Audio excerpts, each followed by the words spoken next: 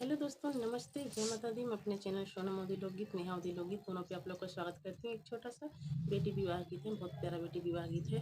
बहुत भाव आप लोग सुनिएगा और कमेंट बॉक्स में ज़रूर बताइएगा कि हमारा गीत कैसा लगा। तो चलिए मैं आपको सुनाती हूँ और आप लोग सुनिए और अपना आशीर्वाद प्यार दुलार ज़रूर दीजिए। आप सबसे हाथ जोड़ के रिक्वेस्ट है कि आप लोग अपना आशीर्वाद प्यार दुलार ज़रूर दें। तो चलिए मैं सुना रही हूँ, आप लोग सुनिए।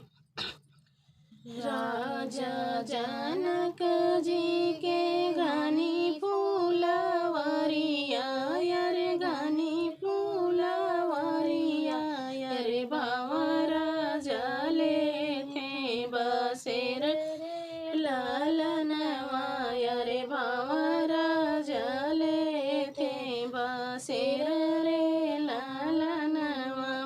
होता सवेरे उड़ी जाई है बावरवा, उड़ी जाई है बावरवा, रे रही जाई है फूलवा केल रे लालनवा, रे रही जाई है फूलवा केल रे लालनवा।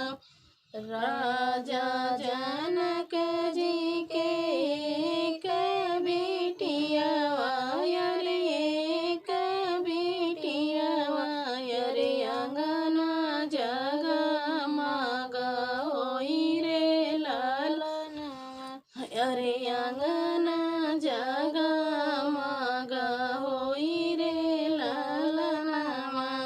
होता सबेरे रे बेटिया विदा होई है, बेटिया विदा होई है, रे रही जाई है माइया केल रे लालनवा, रे रही जाई है माइया केल रे लालनवा।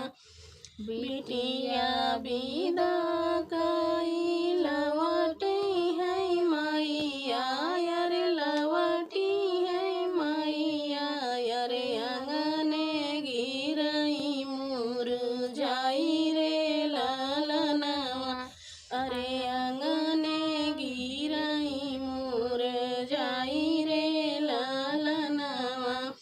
द्वारे से आए हैं राजा जनक जी, अरे राजा जनक जी।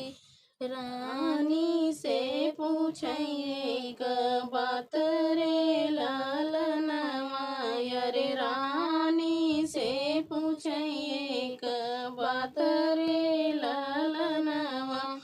अपनी बेटियावा पराए घरे भेजे, पराए घरे भेई, अरे इया हरी तरीवाज रे लालनवा, अरे इया हरी तरीवाज रे लालनवा।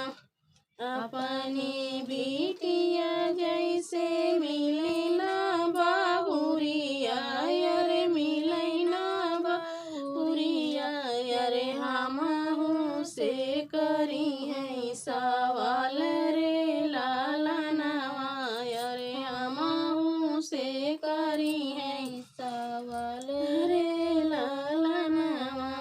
राजा जनक जी के घनी फूलवरिया, रे घनी फूलवरिया, रे बावरा जले थे बसेर रे लालनवा, रे बावरा जले थे बसेर रे लालनवा।